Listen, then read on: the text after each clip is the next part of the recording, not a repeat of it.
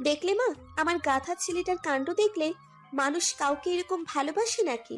আমার ছেলেটা যে সত্যি সত্যি কাউকে এতটা ভালোবাসে, আমি তো আগে বুঝিনি মা। বুঝলে আমার ছেলেকে এত কষ্ট পেতে দিতাম না আমি। আরো আগেই ওর মেয়ের কাছে গিয়ে তাকে ভিক্ষা চাইতাম আমার মেঘের জন্য। আমার ছেলেটা ভীষণ কষ্ট পাচ্ছে, অথচ মা হয়েও এতদিন আমি এটা বুঝলাম না। নবনীর নিজের চোখও ভিজে গেল মেঘের গান শুনে। নিজেকে ভীষণ অপরাধী মনে হলো তার। বুকের ভেতর কেমন একটা ব্যথা হচ্ছে। কি করবে সে? ক্যান্টিনে বসে নবনী কফিতে ছোট ছোট চুমুক দিচ্ছে। এরা কফি বেশ ভালো বানায়। নবনীর আজকাল কফি ছাড়া আর কিচ্ছু খেতে ইচ্ছে করে না। নিজের সাথে নিজে যুদ্ধ করে পারছে না। আর কেন জানি সে মেঘের দিকে তাকাতে পারে না কিছুতেই। তার নিজের কাছে নিজেকে বিরক্তিকর লাগে। একটা জীবনে এত নাটক কেন তার সাথেই ঘটলো? কি হতো যদি বাবা তাদের লেভেলের কোনো পরিবারে তাকে বিয়ে দিত? তিন বেলা মাছ ভাত না হলেও ডাল ভাত খেয়ে তো স্বামী সংসার নিয়ে তার জীবন কাটিয়ে দিতে পারতো। না হয় ঘরখানা আধ ভাঙ্গা হতো, জানালার শিক ভাঙ্গা থাকতো, ঝড় এলে ঘরের চাল উড়ে যাওয়ার ভয় থাকতো, বৃষ্টি এলে চালের কটু দিয়ে পানি পড়তো, জ্যোৎস্না রাতে ঘর ভেসে যেত বাঁধ ভাঙ্গা চাঁদের আলোয়। তবুও মনে সুখ থাকতো। দিন শেষে ক্লান্ত একজন তাকে বউ বলে ডেকে কাছে টেনে নিত।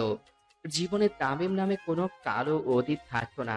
মেঘ নামের একটা ভাবনা থাকতো না। মেঘের কথা শুনলেও নবনীর বুক ধড়ফড় করে। নবনীর সামনের চেয়ারে এসে নিতু বসে পড়ল এক প্লেট লুডুস নিয়ে। তারপর খেতে খেতে নবনীকে জিজ্ঞেস করলো, আপনি তো স্যারের বিয়ে, তাই না? আসলে আমার ডেস্ক 7 তলায় তো। আপনি আসার আগে যদিও একই ফ্লোরে ছিলাম, আমি আর আমার হাজবেন্ড, কিন্তু বিয়ের পর দিন থেকে আমাদের দুজনকে 2 ফ্লোরে দেওয়া হয়েছে। তাই আপনার সাথে ওভাবে কথা বলা হয়ে ওঠেনি। আমি আর আমার হাজবেন্ড এই অফিস জব করি। বাই দ্য ওয়ে, আমি নিতু। আপনি? নবনী শুকনো হেসে বলল। নবনী। নিতু কিছুক্ষণ নবনীর দিকে তাকিয়ে বলল, 1 সেকেন্ড, আপনাকে মনে হচ্ছে অন্য কোথাও দেখেছি, মনে পড়ছে না। নবনীর হাসি পেল ভীষণ। ইচ্ছে করলো বলতে, মনে পড়বে না তো? আমি জানি মিসেস নিতু, আমার সংসার আপনার হয়ে গেল, আমার জীবন আপনার জন্য তছনছ হয়ে গেল। আপনি তা জানবেন না কিছুতেই।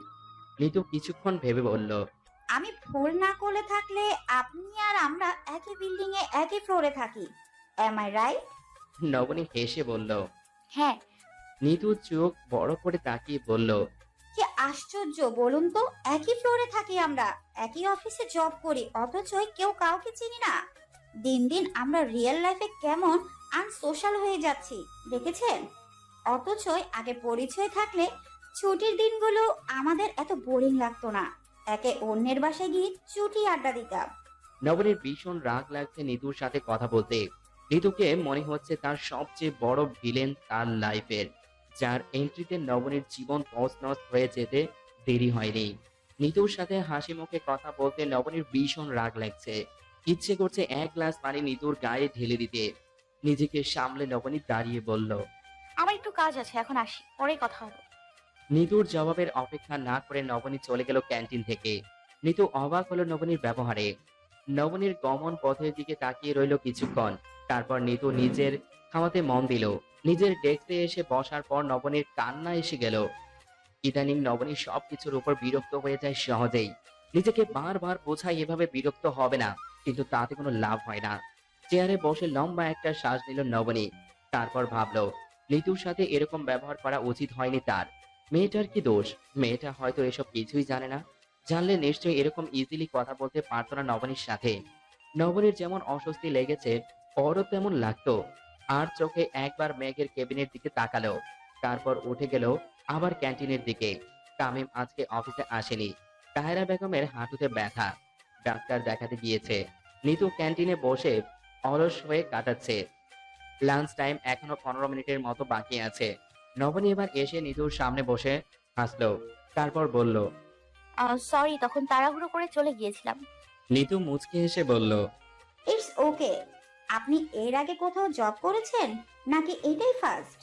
নবনী হেসে বলল। না, এটাই ফার্স্ট আমার। নিতু বলল। আপনার লাক ভীষণ ভালো বলতে হবে তাহলে। নবনী কিছুক্ষণ নিতুর দিকে তাকিয়ে বলল, আপনার সাথে ভালো হতে পারেনি। নিতু বুঝতে পারল না। আবার জিজ্ঞেস করতেই নবনী নিজেকে সামলে নিয়ে বলল, এই যে কি সুন্দর স্বামী স্ত্রী, একই অফিসে জব করেন, একই সাথে আসা যাওয়া করতে পারেন, তাই বলছি। নিতু হাসলো শুনে, তারপর বলল, সেটা ঠিক বলেছেন। তবে কি জানেন, আমরা তাই ভাবি যা বাহিরে দেখি, ভেতরে কার কি হচ্ছে আমরা তা জানি না, তো তাই বুঝি না কার বুকে কি আগুন জ্বলছে। নবনী চমকালো এই কথা শুনে, অবাক হয়ে জিজ্ঞেস করলো। বুঝলাম না। নিতু হেসে বলল, আসলে ঠিকই বুঝেছেন, কিন্তু বিশ্বাস করতে পারছেন না মনে হয়। যাই হোক, আপনার সাথে কথা বলে ভীষণ ভালো লাগলো। নবনীও হেসে বিদায় নিয়ে চলে এলো। লাঞ্চ টাইম শেষ হয়ে যাওয়ায় শুক্রবার বিকেলে নবনী রাবেয়া বেগমের বানানো সবগুলো কাঁথার ছবি তুলল। সর্বমোট 18টা কাঁথা হয়েছে বিভিন্ন রঙের, বিভিন্ন ডিজাইনের। ঘরের ভিতর ছবি ভালো আসছে না দেখে সাব্বির বলল, চল আপা ছাদে যাই, ওখানে ছবি তুলবো। অনলাইনে বিজনেস করার জন্য এই ছবি তোলার ব্যাপারটা কিন্তু সবচেয়ে বেশি গুরুত্বপূর্ণ। ছবি আর বাস্তবে 19-20 পার্থক্য হলে তবুও মানা যায়, কিন্তু এরকম 16-20 হলে কিন্তু কেউ মেনে নিবে না। রাবেয়া বেগম বললেন, চল তো মা, ছাদটা কেমন দেখি নাই তো কোনোদিন, আজ একটু দেখি। ভাই বোন সবাই মিলে হইহুল্লা করে ছাদের দিকে গেল। কাঁথা, শীতল পাটি, কিছু রঙিন স্টোন নিয়ে সবাই ছাদের দিকে গেল। ছাদে গিয়ে দেখে বিল্ডিং এর সব মহিলাই ছাদে আছে। এ যেন এক মিলন মেলা বসেছে। সবার সাথে তাহেরা বেগম, দিশা, লোবনাও আছে। নবনী নিজেকে নিজের চোখ বন্ধ করে বলল, এরা আমার অচেনা, এদের সামনে আমি মোটেও নিজেকে দুর্বল প্রমাণ করব না। এদের সাথে আমার এখন আর কোনো সম্পর্ক নেই, তাই কিছুতেই নিজের মনকে অশান্ত করা যাবে না। এক পাশে পাটি বিছিয়ে একটা কাঁথা ফুলের গাছে পাশে এনে সেখানে কাঁথা রেখে নবনীর ছবি তুলছে। সাব্বির দাঁড়িয়ে বোনকে ডিরেকশন দিচ্ছে। রাবেয়া বেগম ছাদে তাহেরা বেগমকে দেখে কিছুটা বিরক্ত হলেন যেন। তার ফুলের মতো মেয়েটার জীবনে এই মহিলা কাল বৈশাখী ঝড় হয়ে সব এলোমেলো করে দিয়েছে। এক সময় এই মহিলাকে তিনি প্রচন্ড ভয় পেতেন, নিজেকে তার ভীষণ অপরাধী লাগতো এর সাথে কথা বলতে গেলে। অথচ এখন সময় পাল্টে গেছে। আজ তাকে রাবেয়া বেগমের ভয় লাগছে না, বরং বিরক্ত লাগছে এই ভেবে যে এইরকম একটা ছোট মনের মানুষের সাথে দেখা হয়ে গেল। নবনীর ছবি তুলতে তুলতে কয়েকজন অল্প বয়সী মহিলা এগিয়ে এলো নবনীর দিকে। যারা এতদিন নবনীকে এটা জানতো না, তারাও অন্যদের থেকে জেনে গেল। এক সময় নবনী তাহেরা বেগমের পুত্রবধূ ছিল, এখন ডিভোর্স হয়ে গেছে। তারা সবাই তাহেরা বেগমকে ঘিরে ধরলো। নবনীর পাশে গিয়ে একজন জিজ্ঞেস করলো, এগুলো কি আপনি বানিয়েছেন? নবনী হেসে বলল, না, আমরা অল্প অল্প সাহায্য করেছি, আমার মা বানিয়েছে মূলত। অন্য একজন জিজ্ঞেস করলো, কি করবেন এত কথা? নবনী হেসে বলল, সেল করব। মহিলাদের মধ্যে ফিসফিস শুরু হয়ে গেল। প্রায় 5 থেকে 10 মিনিট ফিসফিস করার পর একজন বলল, আমরা 3 জন 3টি কাঁথা কিনতে চাই। 3টা বললেও সেখানেও নবনীর 4টা কাঁথা বিক্রি হয়ে গেল। তাহেরা বেগম বিস্ময় দৃষ্টিতে তাকিয়ে রইলেন নবনীর দিকে। এই নবনীকে তার ভীষণ অচেনা লাগছে।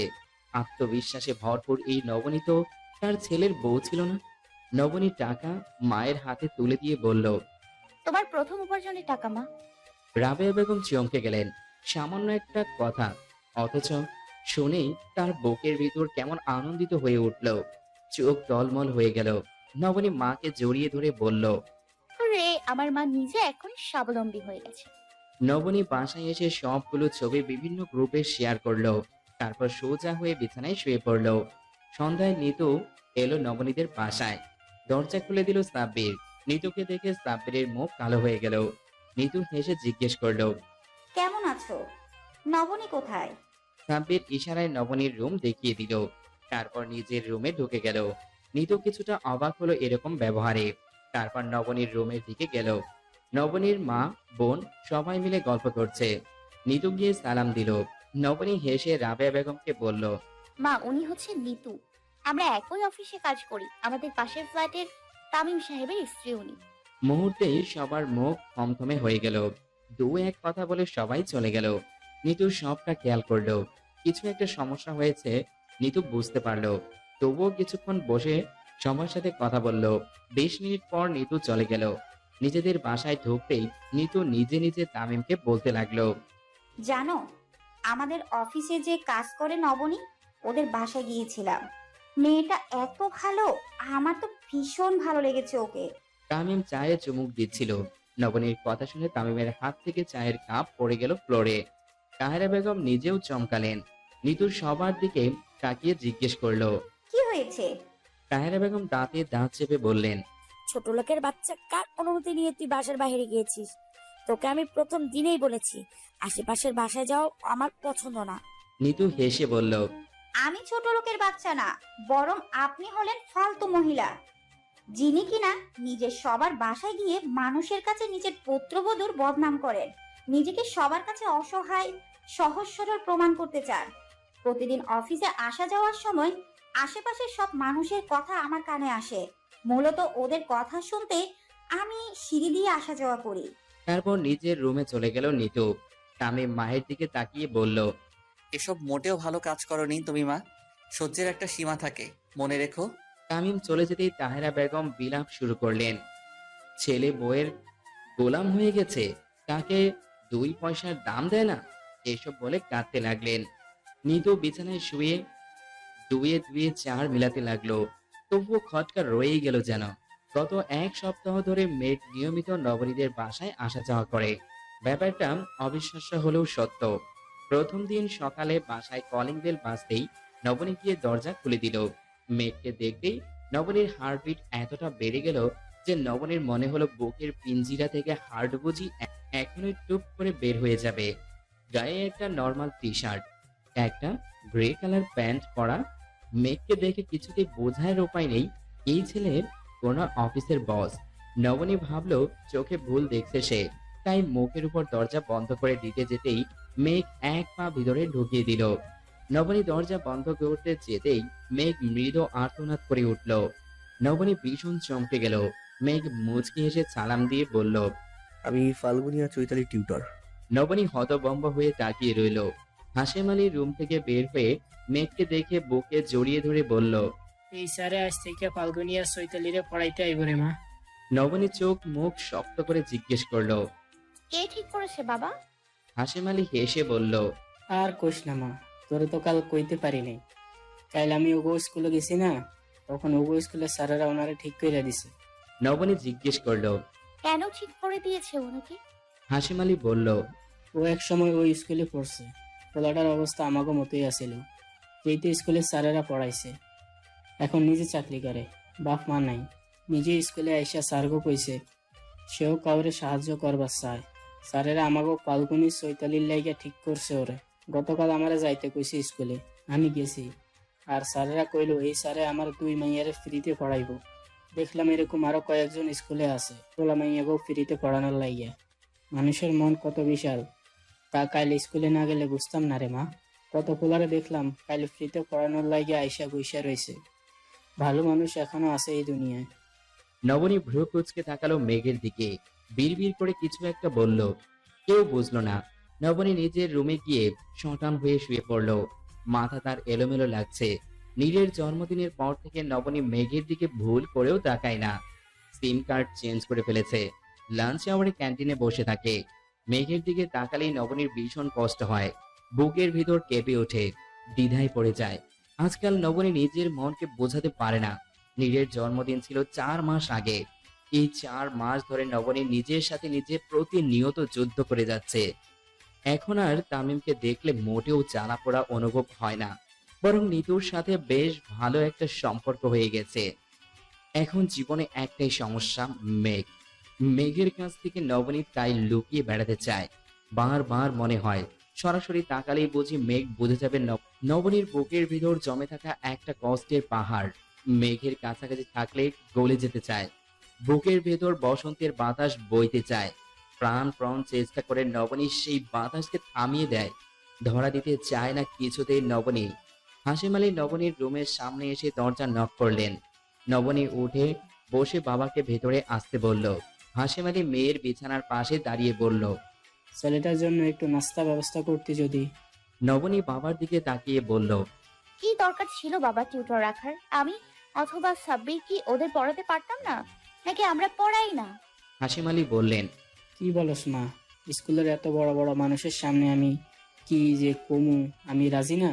সব বাপ মায়েরা দেখলাম হাসি মুখে রাজি হইয়া গেছে, আমি সেখানে কেমনে না করি? আমি মূর্খ মানুষ, কি এত বড় মানুষের লগে কথা কইতে পারি? নবনী আর কথা না বাড়িয়ে কিচেন রুমে চলে গেল। হাসিম আলী বুঝতে পারলেন মেয়ে কোনো কারণে রেগে আছে। মেয়ের পিছনে পিছনে গিয়ে হাসিম আলী বললেন, রাগ করছস মা? রাগ করিস না। শুন মা, আমার আসলে খুব খারাপ লাগছে যখন শুনছি পোলাডার বাপ মা নাই। বাপ মা মরা পোলাডার লাগে আমার এত মায়া লাগছে। মেশে থাকে, আত্মীয় স্বজন নাই, যাওয়ানের জায়গা নাই।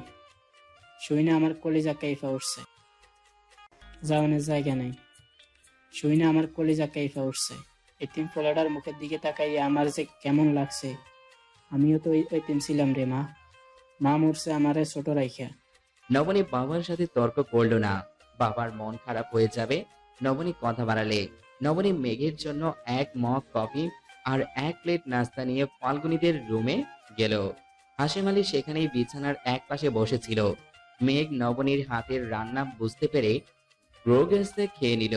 হাসিম আলী মুগ্ধ হয়ে তাকিয়ে রইলেন মেঘের দিকে। নবনীর পিছু পিছু এসে বললেন, দেখলি মা, পোলাটা মনে হয় গত রাতেও কিছু খায় নাই। ভীষণ খিদা ছিল পেটে মনে হয়। শোন মা, এখন থাইকা প্রত্যেকদিন পোলাডারে নাস্তা দিস। মাঝে মাঝে ভালো কিছু রান্না হইলে তোর মায়েরে কুমু পোলাডারে ভাত খাওয়াইতে। নবনী বিরক্ত হয়ে বলল। তোমারই এমন ভালো লাগে, করো বাবা। হাসিম আলী মেয়ের রাগ বুঝতে পেরে বললেন, রাগ কইরা আসস এখনো? আমাগো নবজিও তো এতিম ছিল। নবজি কইছে এতিম রে মায়া করতে। নবনীর ইচ্ছে করলো চিৎকার করে বলে দিতে সবকিছু, কিন্তু বলতে পারলো না বাবার ইমোশন দেখে। নবনী নিজের রুমে গিয়ে বসে রইল। রাবেয়া বেগম রান্নার জন্য তরকারি কাটছেন। হাসিম আলী রাবেয়ার পাশে বসে বলল, মেয়েটা এরকম রাগ কইরা আছে কেন কও তো? রাবেয়া বেগম কয়েকদিন ধরে লক্ষ্য করছেন মেয়ের মন খারাপ। কিছু নিয়ে মেয়ে চিন্তায় আছে, তিনি বুঝতে পারছেন। আগ বাড়িয়ে কিছু জিজ্ঞেস করছেন না নিজে। মেয়ে বড় হয়েছে, এখন ভালো মন্দ বুঝে। নিজ থেকে কিছু জিজ্ঞেস করে মেয়েকে বিব্রত করতে তার লজ্জা লাগছে। আবার মেয়ে কোনো সমস্যায় আছে কিনা তাও বুঝতে পারছে না। হাসিম আলী স্ত্রীর দিকে তাকিয়ে বলল, কি হইল তোমার? রাবেয়া বেগম বললেন, মেয়েটার মনে হয় মন খারাপ কোনো কারণে। আপনি আর ওর লোকে কথা বাড়াইন না। মেয়েটার মন ভালো হইলে দেখবেন সব ঠিক হইয়া যাইব। হাসিম আলী উদ্বিগ্ন হয়ে বললেন, কি কও তুমি? আগে কও নাই কেন? আমি এখন কি করবো? মেয়ের মনে কষ্ট দিলাম বুঝি আমি। রাবেয়া বেগম বিরক্ত হয়ে বললেন, আরে না, আপনি কষ্ট দিলেন কখন? ওর মন আগে থেকেই খারাপ। আপনি ওরে কিছু জিজ্ঞেস করেন না। নিজের মন ভালো হইলে নিজেই কইব, কোনো অসুবিধা হইলে। এক সপ্তাহ পরে শুক্রবার মেঘ আজ জুমার নামাজ পড়ে পড়াতে এসেছে। বাসায় আসতে রাবেয়া বেগম বললেন, বাবা, আজকে আমাগুলোকে কয়টা ডাল ভাত যদি খাইতেন খুশি হইতাম। মেঘ বিগলিত হয়ে বলল, কি বলেন চাচি? আমার জন্য এত কষ্ট করবেন না, আমি মেসে খেয়ে নেবো। রাবেয়া বেগম বিনীত হয়ে বললেন, আপনার চাচা আপনার লইগা নিজ হাতে বাজার কইরা আনছে। আমারে কইছে আজ বাবাজিরে লইয়া একসাথে খানা খামু, তুমি সব রান্ধো ভালো কইরা। মেঘ হেসে বলল, চাচা যেহেতু বলেছে তাহলে তো নিশ্চয়ই খাবো চাচি। আর তাছাড়া আজকে মেসে দেখলাম ব্রয়লার মুরগি রান্না হয়েছে। মেসের খাবারের কথা আর কি বলবো চাচি। এক বাটি ঝোলের মধ্যে 2 পিস আলু আর 1 পিস মাংস হাবুডুবু খায়। বেঁচে থাকার জন্য খেতে হয় খালি। বাবা মা না থাকলে কপালে এরকমই কষ্টই হয়। রাবেয়া বেগমের চোখে পানি চলে এলো মেঘের কথা শুনে। আঁচলে চোখ মুছে নবনীর রুমে এসে বললেন, আহারে, ছেলেটার কত কষ্ট রে মা। দুনিয়ায় আল্লাহ মানুষের এত কষ্ট দিল কেন? বাপও নাই, মাও নাই, কে রাখে তার খাওয়ানোর খবর? কি খায় না খায় কে জানে। নবনীর ইচ্ছে করলো চিৎকার করে বলতে, তুমি জানো না মা, ওনাদের খাবার জন্য কত মানুষ লাইন ধরে দাঁড়িয়ে থাকে। ওনাদের খাবার আসে 5 তারা হোটেল থেকে। আমাদের এসব খাবার ওনাদের সইবে না। বলল না কিছু, সিদ্ধান্ত নিল আজকে একটা বিহিত করবে সে। আজকে সরাসরি মেঘকে জিজ্ঞেস করবে এসব নাটক কেন করছে সে। নিজের সাথে নিজে এভাবে আর যুদ্ধ করতে পারছে না। যে কোনো একটা সিদ্ধান্ত এবার নেওয়া উচিত। রাবেয়া বেগম রান্না করতে গেলে নবনী বলল, মা, তরকারিতে ঝাল কম দিও। রাবেয়া বেগম অবাক হলেন মেয়ের কথা শুনে। তাদের বাসায় সবাই ঝাল খেয়ে অভ্যস্ত, বরং ঝাল কম দিলেই কেউ খেতে চায় না। মেয়েকে সে কথা জিজ্ঞেস করতেই নবনী বলল, আর ঝাল কম দিয়ে খেতে ইচ্ছে করছে মা, পেটে গন্ডগোল। খেতে বসে মেঘ চমৎকৃত হলো। ছোট মাছের চচ্চড়ি, ধনে পাতা দিয়ে পাতলা ডাল। চমৎকার একটা গ্রান আসছে ডাল থেকে। চিকন চিকন করে তেলের উপর করা আলু ভাজা, ইলিশ মাছ ভাজা, বেগুন ভাজা। ভীষণ তৃপ্তি নিয়ে মেঘ খাবার খেলো।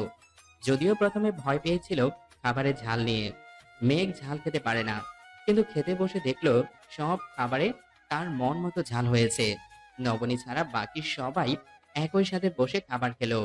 নবনীর পেটের সমস্যা বলে খেতে এলো না। খেয়ে মেঘ বিদায় হবার আগে নবনী বের হলো ওষুধ আনতে যাবে বলে। মেঘ বাইরে এসে দাঁড়াতেই নবনী এগিয়ে গেল মেঘের দিকে। মেঘের পাশে গিয়ে দাঁড়িয়ে বলল। আপনার এসব নাটকের মানে কি? মেঘ নিজের দিকে তাকিয়ে বলল। নাটক কোথায় দেখলে? আমি তো নাটক করি না। নবনী বিরক্ত হলো প্রচন্ড। দাঁত কিরমিরিয়ে বলল। আপনি এরকম বেহায়াপনা কেন করছেন? নিজের স্ট্যাটাস, নিজের অফিস সব ফেলে রেখে এমন এতিম সেজে আমার বাসায় আসার মানে কি? মেঘ বলল। আমার একটাই অপরাধ নবনী, আমি তোমাকে ভালোবাসি। ঠিক ততটাই ভালোবাসি যতটা ভালোবাসলে আমার মতো একটা ছেলে নিজের সব ছেড়ে তোমাকে একটু সময় বেশি দেখার আশায় তোমার বাসা পর্যন্ত চলে আসতে পারে। নবনী ভ্রু কুঁচকে তাকালো মেঘের দিকে। মেঘ মুচকি হেসে আবার বলল। আমি মাঝে মাঝে আফসোস করি কেন আমি বখাটে হতে পারলাম না। তাহলে অন্তত সাহস করে তোমার হাতটা আমার বুকে চেপে ধরে বলতাম, দেখো তোমার নামে বারবার আন্তরিত হয় আমার এই হৃৎপিণ্ড। আমার ব্যাড লাগ নবনীতা, আমি এসব পারি না। আমি তাই তোমাকে দেখার জন্য মিথ্যা বাহানা দিতে পারি। তুমি আমার ভয়ে সিম কার্ড চেঞ্জ করে ফেলেছ। তুমি লাঞ্চ আওয়ারে ক্যান্টিনে গিয়ে বসে থাকো, অফিস টাইমে রোবটের মতো নিচের দিকে তাকিয়ে থাকো। সিসি ক্যামেরায় আমি দেখি আমার নবনীতা আমার থেকে 10 থেকে 12 ফিট দূরে বসে আছে মাথা নুইয়ে, শুধু আমি যাতে তাকে না দেখি এর জন্য। ক্যামেরায় দেখে আমার মন ভরে না নবনীতা। আমার আজন্ম পিপাসা তোমাকে দেখার, তাই তো শুধু কিছু সময় বেশি দেখার জন্য এত প্ল্যানিং। আমাকে তুমি মিথ্যাবাদী বলতে পারো, অপরাধী বলতে পারো, আমি হাসি মুখে মেনে নেব। ইস্পাত কঠিন মানবিককে ভালোবাসার মতো অপরাধ যখন করেই ফেলেছি, তার শাস্তি পাবো না তা কি হয় নাকি? নবনী অন্যদিকে তাকিয়ে চোখের জল গোপন করে বলল। আমার সাথে আসুন, আপনার সাথে আমার কথা আছে। মেঘ মিষ্টি হেসে বলল। তা আগে বললেই পারতে যে আমার সাথে আলাদা করে কথা বলবে, এইভাবে রাগ করে বলার কি আছে নবনীতা? আগে জানতো আমি একটু সেজে গুজে আসতাম। নবনীর চোখ গোল করে তাকাতেই মেঘ হেসে বলল। আসো আমার সাথে। একটা রিস্কা ডেকে নিয়ে মেঘ নবনীকে রিস্কায় উঠতে বলল। তারপর নবনী বসার পর নিজে উঠে বসলো। নবনী অস্বস্তিতে নুয়ে গেল। মেঘের ভীষণ ভালো লাগছে। এই প্রথম দুজন এত কাছাকাছি বসেছে। একটা রেস্টুরেন্টের সামনে এসে থামলো। নবনী বলল। আমি রেস্টুরেন্টে বসবো না, আমি একটা খোলামেলা জায়গায় বসতে চাই। মেঘ যথাজ্ঞা বলে রিস্কায় উঠে নবনীকে লেকে যেতে বলল। 10 মিনিট পর লেকের পাশে এসে রিস্কা থেকে নামলো দুজনে। মেঘ কিছুটা সামনে এসে বলল। সাঁতার জানো? নবনী মাথা নাড়িয়ে হ্যাঁ বলল। মেঘ বলল। নৌকায় উঠবে? নবনী মাথা নাড়িয়ে না বলল। কিছুটা হেঁটে দুজন বসলো রাস্তার পাশে। তারপর মেঘ নরম সুরে বলল। কি বলবে? নবনী কিছুক্ষণ চুপ থেকে বলল। একটা গল্প বলবো, নবনীর গল্প। মেঘ মুচকি হেসে বলল। আচ্ছা, আজকে না হয় আমি গল্প বলি, তুমি শোনো। ভুল হলে আমাকে সংশোধন করিয়ে দিও। নবনী উদাস হয়ে আকাশের দিকে তাকালো। মেঘ কি গল্প বলবে কে জানে। মেঘ গম্ভীর মুখে বলল। এক গ্রামে ছিল এক দম্পতি, তাদের 4 ছেলে মেয়ে নিয়ে ছোট্ট সুখের সংসার। তাদের সংসার শুধু সংসার নয়, সুখের রাজ্য যেন। বড় রাজকন্যার নাম নবনী জাহান। ছোট ফুটফুটে সে রাজকন্যা বাবা মায়ের সংসারে বাকি 3 ভাই বোন নিয়ে হেসে খেলে দিন কাটাচ্ছিল। অনার্সে ওঠার পর তার বিয়ে হয়ে যায় এক অচেনা রাজ্যের রাজকুমারের সাথে। হুট করে বিয়ে হয়ে যায়, কেননা নবনীকে তার শ্বশুর কলেজ থেকে ফেরার সময় পথে দেখে এত বেশি পছন্দ করে ফেলে যে তিনি আর দেরি করতে রাজি হন। আসলে ভদ্রলোকের জহুরির চোখ, খাঁটি হীরা চিন্তা তিনি ভুল করেননি।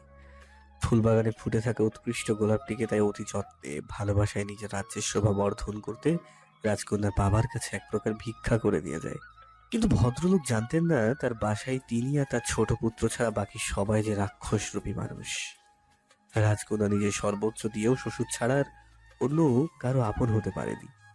এদিকে রাজকন্যার স্বামী, সে নিজের বাগানের গোলাপের দিকে না তাকে অন্য বাগানের গোলাপ থেকে মধু আহরণ করতে উঠে পড়া লেগে গেল।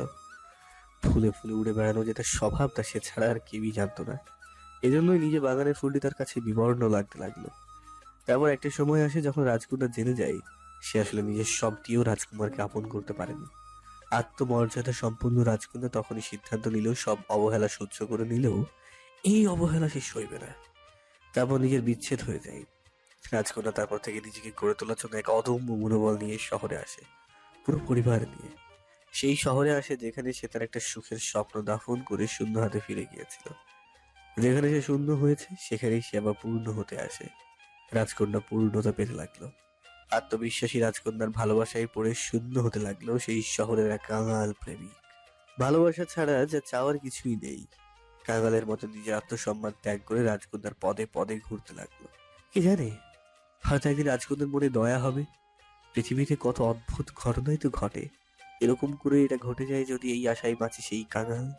নবনী হতবিহ্বল হয়ে জিজ্ঞেস করল, আপনাকে কে বলেছে এসব? কিভাবে জানলেন? আমি তো এসব শিমলা আপাকেও বলিনি কখনো। মেঘ মুচকি হাসল। নবনী নিজের কৌতূহল কিছুতেই নিবৃত করতে পারছে না। মেঘকে বারবার জিজ্ঞেস করতে লাগলো কিভাবে মেঘ এসব জেনেছে। মেঘ নবনীর এরকম উৎসাহ দেখে চুপ করে রইল। নবনীর কথা শুনতে মেঘের কাছে ভীষণ ভালো লাগছে। বারবার জিজ্ঞেস করে বিরক্ত হয়ে নবনী উঠতে যাচ্ছিল। সেই মুহূর্তে সাহস করে মেঘ নবনীর হাতটা টেনে ধরে বসিয়ে দিল। নবনীর মনে হলো 220 ভোল্টের শর্ট লেগেছে তার। মেঘ চোখ বন্ধ করে লম্বা করে শ্বাস নিল। নবনীর হাত ছাড়ল না, নিজের হাতের মুঠোয় ধরে রাখলো, যেন ছেড়ে দিলে নবনী হারিয়ে যাবে তার কাছ থেকে। তারপর বলল, নবনীতা, আমি তোমাকে যেদিন প্রথম দেখি সেই দিনই তোমার পিছন পিছন এসে তোমার বাসা দেখে গেছি। তারপর থেকে আমার একটা রুটিন হয়ে গেল তোমার বাসার সামনে এসে দাঁড়িয়ে থাকার।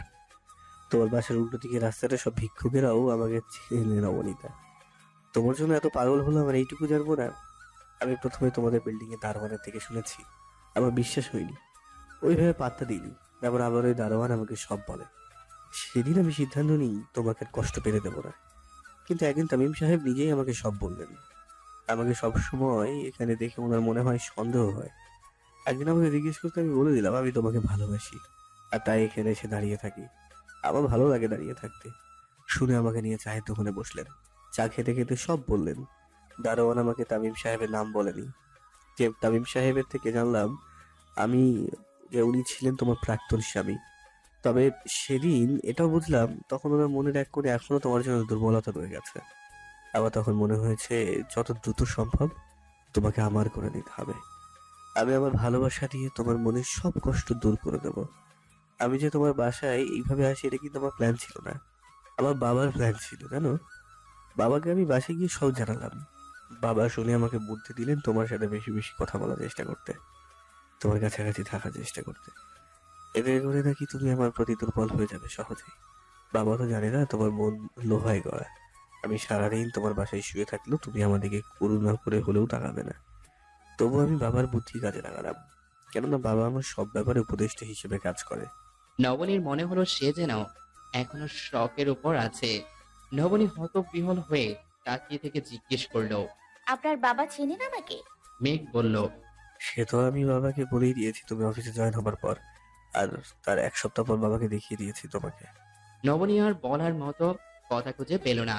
মেঘ নবনীর হাতে আলতো চাপ দিয়ে বলল, নবনীতা, আমি বেশি কিছু চাই না।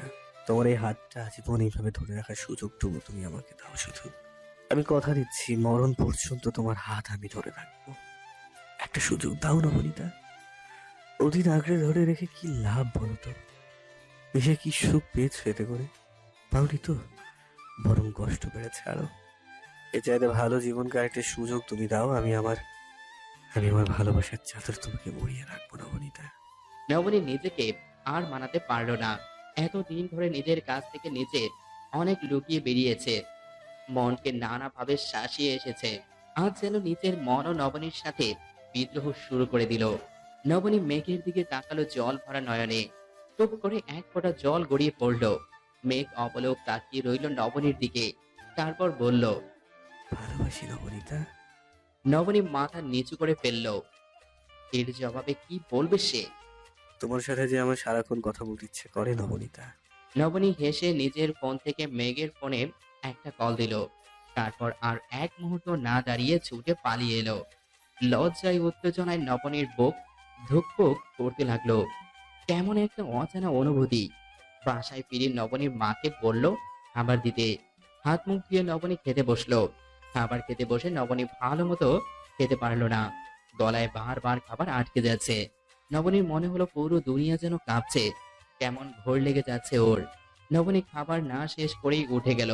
রাবেয়া বেগম মেয়ের অস্থিরতা দেখে জিজ্ঞেস করলেন,